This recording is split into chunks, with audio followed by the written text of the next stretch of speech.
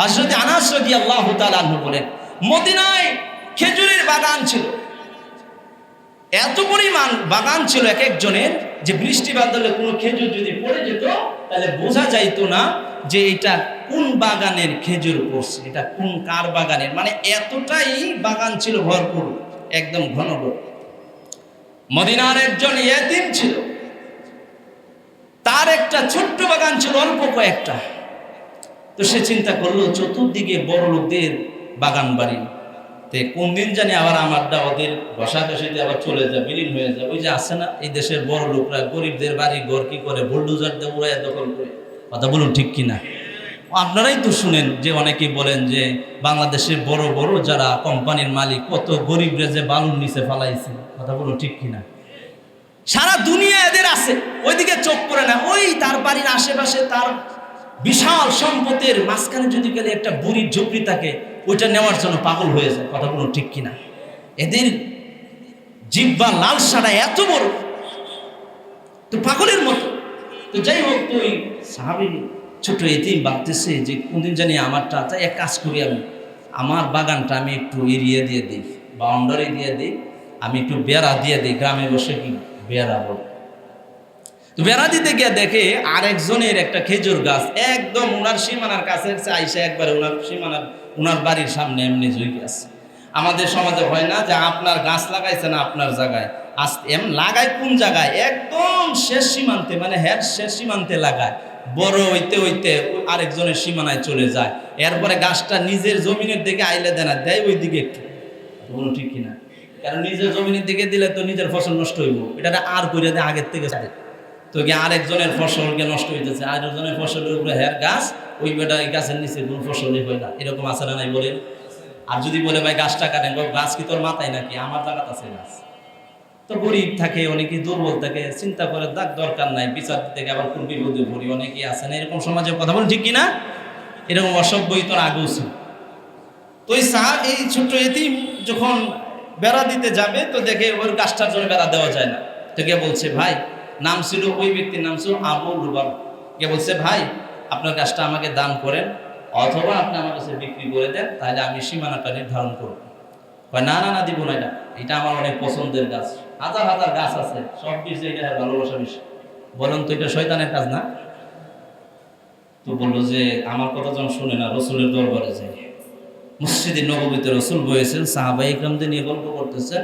এই সময় ইতিম বাচ্চা বল, হুজুর বা কি নবীজি, আমার বাড়িটা একটু সীমানাটা নির্ধারণ করতে চাইছিলাম, কিন্তু পাশে আবুল বাবার একটা গাছ আমার বাড়ির সামনে এসে পড়ছে, তাও কি একটা খেজুর যদি পড়ে আর আমার কুলা বানে খায়, তাহলে জোর করে নিয়ে যায় না।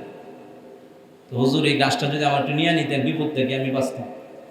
ঠিক আছে, ওরা তলব করে নবীজি ডাক দিলেন তারে, আবুল বাবারা নিয়ে আসো। আনার পরে বলছে, শোনো তুমি এই গাছটা তারে দিয়ে দাও। না, এই গাছ দিব না। তো রসুল তো আদেশ দিতে পারবে না, সুপারিশ করতে পারবে। রসুল বলেন দিয়ে দাও না, কয় না দিব না হুজুর। পারে শোনো না, দিবা না, তোমার আমি একটা খুশির সংবাদ দিই, কয় তুমি যদি তার এই গাছটা দেও, আমি নবী জিম্মাদার হইলাম, জান্নাতে তোমার জন্য একটা গাছের মালিক বানায় দিব। আর তো জোরে বলা যায় না সুবহানাল্লাহ? তো বলে না, দেওয়া যাবে না হুজুর, আমার পোলাপান এই গাছটা অনেক পছন্দ করে। তো অনেকে তাহলে মুসলমান মনে করতো, আসলে সে মুসলমান ছিল না, সে ছিল একটা মুনাফিক। কি ছিল বলেন? এই জন্য জামালুল মুমিনি ফি আমালিহি ওয়া জামালুল মুনাফিকি ফি কালামিহি। মুমিনের সৌন্দর্য হলো তার আমলের মধ্যে, আর মুনাফিকের সৌন্দর্য হলো তার কথার মধ্যে, টুরের মধ্যে। এই সমাজে বহুত আছে, কথার মধ্যে অনেক কটু, কিন্তু কামের বেলায় নাই। কথা বলুন ঠিক কিনা? এটি হইল মুনাফিক। রসুলের দরবারে কে বলে, রসুল জিহাদে পাঠান না কেন? জিহাদ করবো, কাফের মাইরে সব তছনছ করে লাগবো। যেই সময় জিহাদের তারিখ নির্ধারণ করে সব ঠিকঠাক করে, মুনাফিক আয়েশা বলে, হুজুর আমি তো একটা বড় জটিল সমস্যায় পড়ে গেছি, এই মুহূর্তে কেমনে যাই? এটি হলো মুনাফিক। তো রসুল বুঝে ফেলছে। আমি বলার পরে দিল না, পাশের সাহাবীরা সর্বনাশ করছে, জান্নাতে খেজুর গাছ পাইবে, তারপরও দিল না, কাজটা কি করলো? তেন মধ্যে একজন সাহাবীর নাম বসা, তার নাম হলো আবু দাহদা। বলেন কি না? আবু দাহদা ডাক দেয়া বলে, আল্লাহর নবীজি, জান্নাতে খেজুরের গাছের জিম্মাদার হয়েছেন, এটা কি শুধু ওই আবু লুবাবার জন্য না, অন্য কেউ যদি এই কাজটা করে তার জন্য। আল্লাহ নবী বলে যেই তার হাজতটা পুরা করে দিবে, সমস্যাটা দূর করে দিবে, আমি নবী বলছি তার জন্য জান্নাতের গাছের ব্যবস্থা হবে। সুবহানাল্লাহ। আবু দাহদা বলল, আরে এই সুযোগ আর ছাড়া যাবে না। আবু দাহদা দৌড় দিয়া গেলেন আবু লুবাবাকে গিয়া বলেন, এ আবু লুবাবা, গাছটা বিক্রি করে দাও। মুনাফিক তো বুঝে ফেলছে, তাহলে নবীও গাছটা সুপারিশ করছে, এই দাদা বাড়িতে আছে, বোঝা গেছে গাছটার একটু দাম আছে। শয়তান তো ওইটার একটু দাম বাড়াই দেয়। অনেক সময় আছে না, কায়দা পাইলে 5,000 টাকার জিনিস 10,000 টাকা উঠে। তো বলতেছে না, বেচতাম না, এটা রসুল বলছে না, তুমি আয়া করতে আইছো, আয়া কও কি? এ আবু লুবাবা বলো, গাছটার দাম কত? কয় বেচবো না। কয় কেন বেচবা না? তুমি কি চাও? যা চাইবা তাই দিব, বিক্রি করে দাও। কয় তুমি কি দিবা? এবার আবু দাহদা ডাক দেয়া বললো, আবু লুবাবা শুনে রাখো, মদিনায় আমার একটা খেজুরের বাগান আছে। তুমিও জানো, মদিনার সব মানুষ জানে আমার খেজুরের বাগানের খেজুরগুলো সবচেয়ে দামি, সবচেয়ে মজার। সুবহানাল্লাহ বলে। এ আবু লুবাবা, তুমি সব মদিনার সবাই জানে আমার বাগানের ভিতরে একটা বাড়ি আছে, যাকে সবাই বলে বাগান বাড়ি। আর একটা কুয়া আছে, যেই কুয়ার পানি না বড় মিষ্টি। এই মদিনা যতগুলো কুয়া আছে, সবচেয়ে মিষ্টি পানি আমার কুয়ার। এই জন্য অনেক সাহাবীরা আয়েশা আমার কুয়ার পানি খায়, বলে তোমার কুয়ার পানির মতো আর কারো কুয়ার পানি মজা লাগে না। সুবহানাল্লাহ। আই দেখ, আর আসতে সুবহানাল্লাহ, আর আসতে বলবেন। আছে না, আপনার বাড়ির কলের পানিটা অনেক মজা, পাশে আরেক বাড়ির কলের পানি অত মজা না, এরকম হয় কি হয় না? তাইলে বাগানও আছে, আবার একটা বাড়িও আছে, আর একটা কি আছে? কুয়া। জোরে বলেন না, কি আছে?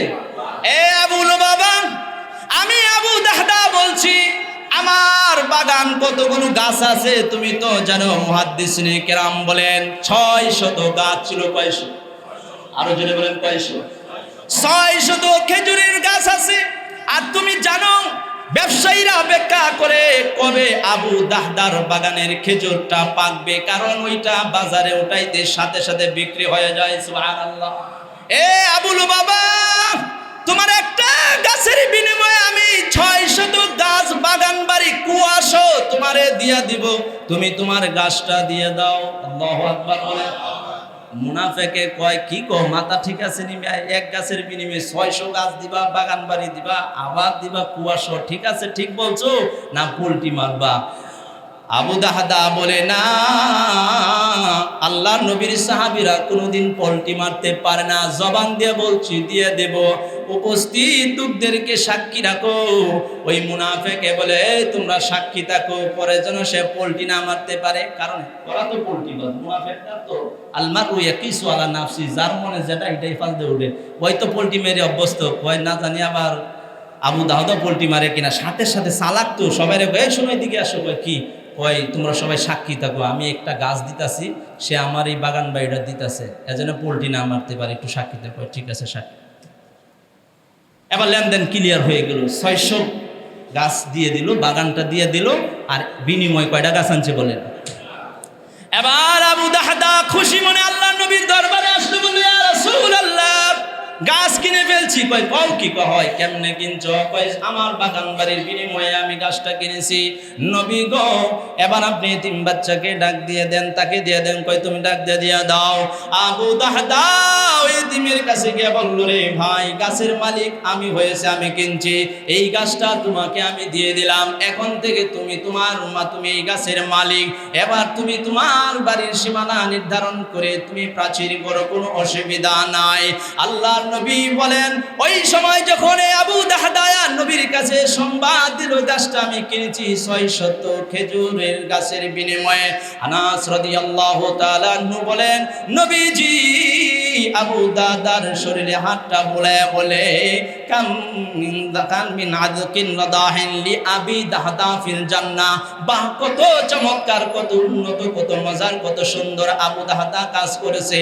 কত ফলে ফুলে খেজুরের বাগান জান্নাতে তার জন্য অপেক্ষা করছে। সুবহানাল্লাহ। অনেকগুলোর মালিক হয়ে গেল, জান্নাতে তোমার জন্য অপেক্ষা করতেছে। আর আমরা দুনিয়াতে কোনো ভাইয়ের হাজত পুরা করার জন্য প্রয়োজন যদি পড়ে, তাহলে আমরা পিছপা হয়ে যাই।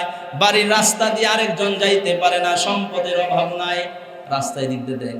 তুমি কোন দিয়ে যাবে আমি জানি না, কি আসমান দিয়ে যাবে না উপরে দিয়ে যাবে? এরকম ফাজিল মানুষ আছে না নাই?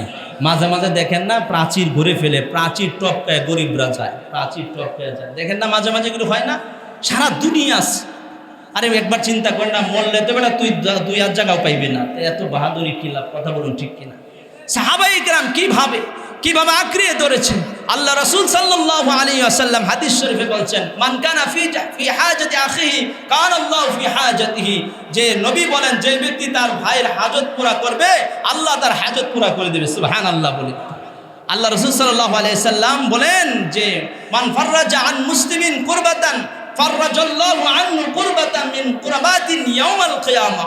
আল্লাহ নবী বলেন, কোন ব্যক্তি যদি তার এক ভাইয়ের বিপদ দূর করে দেয়, আল্লাহ তাআলা হাসরের ময়দানে তার বিপদ দূর করে দেবে। সুবহানাল্লাহ। মান সাতারা মুসলিমান সাতারাল্লাহু। আল্লাহ পাক বলেন, কোন ব্যক্তি যদি কোনো মুসলমানের দুষ্টুটি গোপন করে, হাসরের ময়দানে আল্লাহ তার দুষ্টুটি গোপন করবেন। সুবহানাল্লাহ। আর আমাদের কাজ হইল, যদি কোনো একটা দোষ পাওয়া যায়, ঢোল টবগা বাজায়া এলান করে দাও। কথা বলুন ঠিক কিনা? আমাদের স্বভাব এটা না? আল্লাহর পাক বলেন, মান জাবিল হাসানাতি ফালাহু খায়রুম মিনহা। সাহাবায়ে কেরাম বুঝতেন, দুনিয়াতে যদি একটা সৎ কাজ করি, আখিরাতে আল্লাহ আমাকে উত্তম কাজ আরো উত্তম বদলা দিবেন। আল্লাহ পাক কোরআনে কারিমে বলেন, তুমি যদি একটা সৎ কাজ নিয়ে, যে ব্যক্তি সৎ কাজ নিয়ে হাসরের ময়দানে আসবে, আল্লাহ তাকে এর চেয়ে উত্তম প্রতিদান দান করবে। সুবহানাল্লাহ। আবু দাহদা যেই কাজটা করেছেন, আল্লাহ পাক কোরআনে এক জায়গায় বলেন, হাল জাযাউল ইহসান ইল্লাল ইহসান। যে উত্তম কাজের প্রতিদান উত্তম ছাড়া কি হইতে পারে? যে যারা ভালো কাজ করবে তার প্রতিদানটাও কি হবে? ভালোই হবে। এই জন্য আমাদের উচিত হলো যে ভালো কাজে একে অপরকে সহযোগিতা করব, একে অসহায় মানুষের পাশে দাঁড়াবো, আল্লাহ রাস্তায় দান করব। আল্লাহ পাক কোরআনে কারিমে বলছেন, মাসালুল লাযিনা ইনফিকুনা আমওয়ালাহুম ফি সাবিলিল্লাহ কামাসালি হাববাতিন আমবাতাত সাবআ সানাবিলা। আল্লাহ পাক কোরআনে কারিমে বলছেন যে আল্লাহ রাস্তায় যারা নিজেদের জান মাল দান করে, তাদের উদাহরণ আল্লাহ পাক কোরআনে কারিমে বলছেন যে সেটা হলো যে একটা বীজের মতো, যে একটা বীজ সে বপন করেছে, আর একটা বীজ থেকে 7টা শীষ তৈরি হয়, আর প্রত্যেক শীষে 100 করে দানা দেয়। কত করে?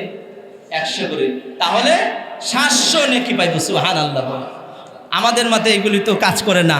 আল্লাহ পাক বলছেন কি, মাসালুল লাযিনা ইনফিকুনা আমওয়ালাহুম ফি সাবিলিল্লাহ কামাসালি হাববাতিন আমবাতাত সাবআ সানাবিলা ফি কুল্লি সুমবালাতিন মিআতু হাব্বা। যে একটু যদি 1 টাকা দান করে 700 নেকি তারে দিবে। সুবহানাল্লাহ। আমাদের কাজ করে না। এজন্য আমাদের উচিত হবে সাহাবায়ে কেরামের নমুনা আমাদের সামনে রাখা, বেশি বেশি করে আমাদের সাহাবায়ে কেরামের জিন্দেগি তালাশ করা। সাহাবীদের দোষ ধরা ঠিক না। অনেকে আছে সাহাবীদের দোষ ধরে, এগুলো হলো সমাজের ইতর। সাহাবায়ে কেরামের দোষ যারা ধরে নিবেন, এরা হলো সমাজের সবচেয়ে ইতর। এরা কি বলেন না? আরে বলেন না কি? সাহাবায়ে কেরামের ব্যাপারে আল্লাহ বা কোরআনে বহু জায়গায় বলছেন, যারা সাদিকিন, এরা সত্যবাদী, আল্লাহ এদের জান্নাত ঘোষণা করেছেন। আর দুনিয়াতে বসে বসে ফাসিক, মুনাফিক, বেঈমানের বাচ্চারা সাহাবীদের দোষ তালাশ করে উদাহরণ দেয়, আর নিজের নেতারা যদি দোষ করে ওইটাকে ঢাকার জন্য হাজারো যুক্তি পেশ করে। এরা হলো ইতর। সাহাবীদের সমালোচনা করবে না, তাদের ভালো গুণগুলি নিয়ে আসেন, তাদের জিন্দেগিটা সামনে নিয়ে আসেন, তাদের জিন্দেগি অনুসরণ করেন। আরে জান্নাতি হতে পারবেন সাহাবীদের অনুসরণ করলে। আমি আপনি জান্নাতি হতে পারবো যদি ঈমানের সাথে, আমলের সাথে, ইখলাসের সাথে, সততার সাথে যদি আমরা অনুসরণ করি। আল্লাহ আমাদের সকলকে সাহাবায়ে কেরামের অনুসরণ করার, রাসূলের রেখে যাওয়া সুমহান আদর্শের উপর আমল করার তৌফিক দান করে বলেন আমিন। সর্বশেষ হলো, জান্নাতি ব্যক্তিদের 3টা গুণ থাকবে।